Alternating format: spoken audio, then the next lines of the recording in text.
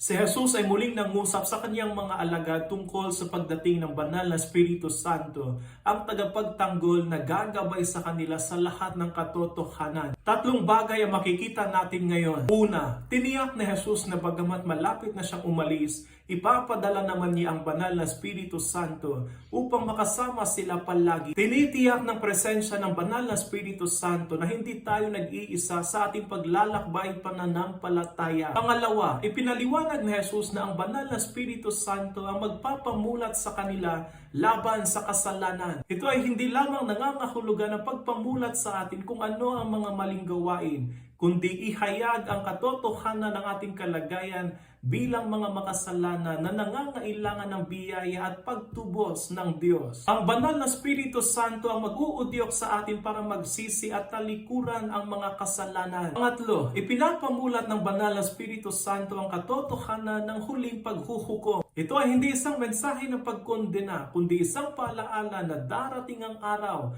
na tayong lahat ay tatawagin para magbigay sulit sa ating buhay at mga gawa. Sa tulong at gabay ng banal na Espiritu Santo, nawa ay mabago tayo, higit na tumulad kay Kristo.